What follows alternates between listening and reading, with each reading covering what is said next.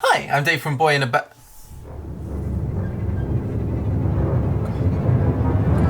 I didn't cut myself shaving. Just gonna put this here. A while ago, I did a video called I Google Myself, in which I Googled myself. And there was one part where I discovered I had fanfiction, which caused a lot of people to want me to do more. So here we are on Wattpad looking at my own fanfiction. Looks like the number one is a Boyinaband X-Reader, followed by Quietly Loved. That's the one that we read before. Oh, that one's been updated. Hang on, it's a 7-part story. Is this just part 1? Table of contents. Oh, wow. These chapters somehow got hotter. David fucking Brown. I really hope this doesn't become a thing. We could save the rest of this story for later as a kind of conclusion, perhaps. Have I got a cameo in a Frank fanfic? Red Strip, Cat Dave, YouTube teachers. Geez, how many of these are there? Spellbook? There's a freaking fantasy one. Do the people think that all British people have magic powers or something? I suppose it makes sense to start on the most popular and then go to the obscure weird ones that we probably shouldn't. Oh, trigger warning. Let's be careful there. Don't want to trigger anybody. Also, Dave found this and I'd like to say sorry. I'll decide whether the apology is accepted in a moment. So, trigger warning, 13 plus and sometimes 15 plus, so hide those preteen eyes. We're going in. The K-pop concert. Dave stood in line, waiting to get into the venue. He was going to see one of his favorite K-pop band, and he was so excited that he was practically shaking. A couple of people walked up to him. They were some fans of his. Dave gave them a smile and a nod as they asked for a couple of pictures. Didn't take a picture with them though, just yeah. He looked past the group of girls and then saw behind them a girl that caught his eye. The girl had really pretty eye colour eyes and hair colour hair. She was very attractive. Clearly, look at her eyes and hair. Soon the line moved some more and Dave was inside. Wait, is that how quick? From your point of view now? This is weird for me. So for me, it's like a clone of myself, which apparently I caught the eye of. Anyway, I stood close to my friends as we made our way inside. They were going down with me. I smiled to myself at the thought. Is this a sociopath?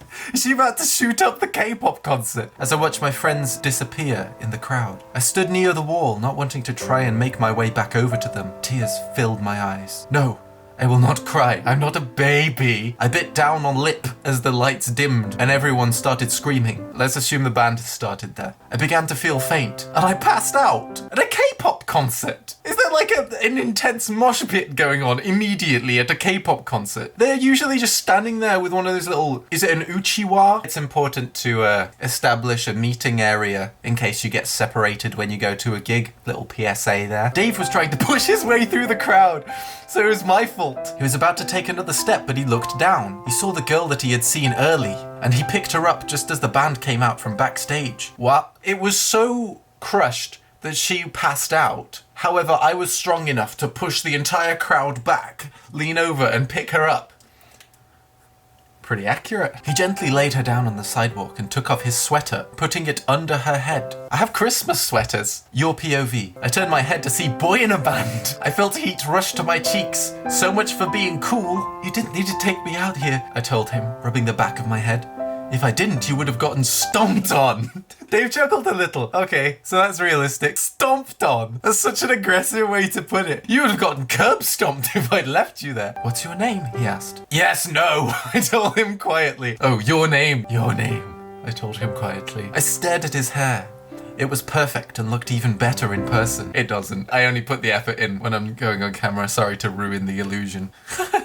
And I'm guessing you know who I am. What? Why would I guess that people know who I am? Okay, so I've got 1 million subscribers. There's more than 7 billion people in the world. So that's 1 in 7,000 chance of someone knowing who I am. Slightly higher percentage chance at a K-pop concert. Still not gonna be an assumption I make. Yeah. I stuttered a little embarrassed. It's starting to feel a bit like an anime. Senpai. I slowly took his hand and he pulled me up. I stumbled a bit.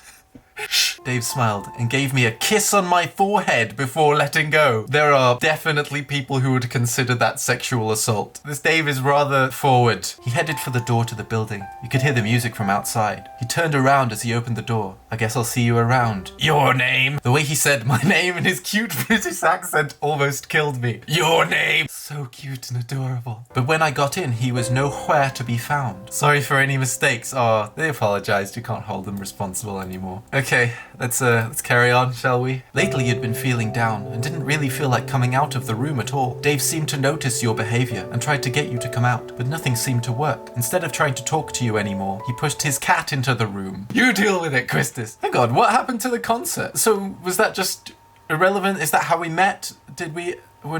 Dave poked his head into the room. You okay? He asked, but he already knew the real answer. Perhaps I wouldn't have said it in that way then. You always told him everything, but now you couldn't seem to tell him what was on your mind. You can tell me your name. We're best friends. He typed in the type of music that both of you liked and found a playlist. Yo, I never fucked Wayne, I never fucked Drake.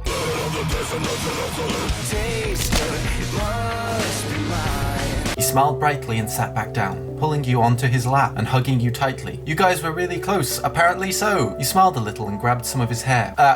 I'm pretty protective over my hair. It's pretty rare that I allow people to mess around with it. Suicide, you said quietly. Suicide? I've been suicidal. That's why I locked myself in this room so I didn't do anything stupid. This got intense. Suicidal tendencies. Not sure the best option is to lock yourself in a room for days. Probably better off Googling a number for someone to talk to. Dave knew you had some problems with depression and other mental illnesses.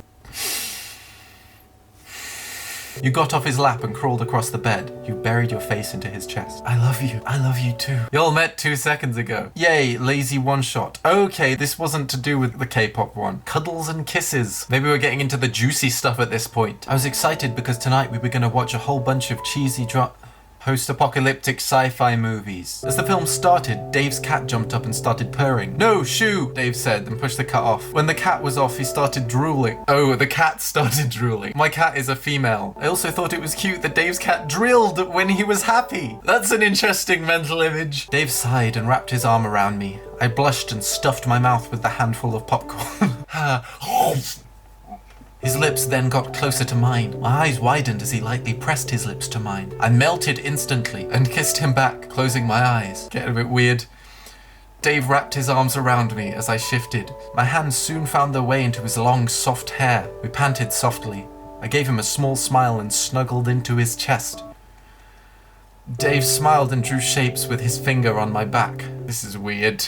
Feeling quite uncomfortable at this point. Funny though. I buried my face into his chest and closed my eyes. I didn't care about the movie. Dave was much better than a movie. Damn right. Subscribe. Sorry for why mistakes. Anything a bit more? Oh, murder. Murder part 2. Trigger warning. Rape. I guess, but not really. Imagine if like someone rated a film that way. This kinda contains rape. Let's head back. What's this? It's a little love story with Boyinaband and the reader, but it does contain smut and Brendan Urie. Well, we gotta click on it now. Brendan Urie. You'd been convincing Dave to take you to a Panic concert, and he said yes after weeks of asking. But you owe me now, he said with a smirk on his face. You blushed thinking about what he wants from you. All you two ever did was make out and snuggle. Ooh, he might snuggle. Really? Dave, thank you, you said quiet loudly. Oh, here's where Brendan comes in. Hey, how are you today, beautiful? Brendan asked. Dave catches on but doesn't say much. I'm doing okay, thanks. So after Brandon walked away, the concert started. Dave and you had a good time singing along, but you soon left. Is that it? Oh, no intercourse. That's what we're all here for. Oh god, this is about the cuts. Oh, this is depressing. This is not where I expected this video to go. I thought it was going to be quite light-hearted and cringy and uncomfortable and fun. But let's see how I reacted to this self-harm. How long? A couple of years maybe. Why didn't you tell me I could have helped you? Like, first of all, I don't think I'd be that aggressive in responding to this. I don't think I'd be crying or angry or anything like that. I'd disconnect and try and be logical about why is this happening. Suggest therapy heavily. I'd try and be reassuring, but I don't think I'd be super emotional in that type of situation. Oh my god, so this is the video that I made. I'm introducing my girlfriend at this point. Alright, I want them to know about you, please, and I want them to know about the baby. Oh god, I do not want kids, full stop. This makes me feel very uncomfortable. Hi, I'm Dave from Boyinaband. This is my girlfriend! He did jazz hands around you. I know I said I wouldn't share my personal life, you guys, but I guess I changed my mind. He looked at you as if to say something. Hey guys, I'm your name. I'm Dave's girlfriend, as you already know. And me and her have been dating for 4 months. Yay! He smiled and you blushed. I would not at all show someone on my channel after 4 months of dating. It takes years. He smiled and you blushed slightly. Hey, can I tell them? Dave whispered to you. You nodded and he bit your earlobe. What? That's gross. Why the hell would I include that in a video? So now that she said yes, she's pregnant. How do I know if I'm pregnant? Imagine the clickbait on this. His smile grew. And I can't wait to be a father. We need to think of names. Your name. We have 8 months to decide, you said, smiling at the thought of mini versions of you and Dave running around. Oh, all the other stuff was fine. All the uncomfortable makeouts and weird forwardness, but oh, that's where I draw the line. Hey babe, do you like the name Mayu? Oh my god, and it's like a Japanese weeby name. Give them a freaking easy to spell normal name. He smiled and you two continued the video with a Q&A. This is uncannily reminiscent of my content. Then he edited and uploaded the video. You ignored the mean comments and went to bed. Time skip. It's been about 3 days since the video was out and your social media blew up. You had 3,461 followers on Twitter. That's so specific. Dave had been making videos every week about you and the baby and all his fans were supportive. If I suddenly decided to change my channel entirely focused to my new girlfriend and the baby, somehow I don't think my audience would be supportive of that change. Oh, having a kid. That's the trigger warning. Jesus Christ. I just wanted to say thank you to anyone who reads this story, and I would like some help writing it. Okay, how about I find myself horrified by the fact that I have an oncoming child, have a sit down and a serious discussion about our options. Oh man. All right, come on. Something lighthearted. Please. Okay, so this is just before I go to America to become a teacher. I slid to the floor against the bathroom door. Bathroom adjacent to the bedroom. Thanks for clarifying the layout of the house. Life is pointless. I'll never be as big as PewDiePie. I got up and found my favorite razor blade. Life is pointless. I'll never be as big as PewDiePie. That's a reason to start self-harm. Why are all these things about self-harm, and why is this one so hilarious? I looked down on my bloodied self and now mutilated arm and thought, I should clean this up, so that's exactly what I did. That's so practical. There's like no discussion of the emotional impact of self-harm, just, oh wait, the extent of that discussion was, I'll never be as big as PewDiePie. Wow. You know, I think that's enough fanfic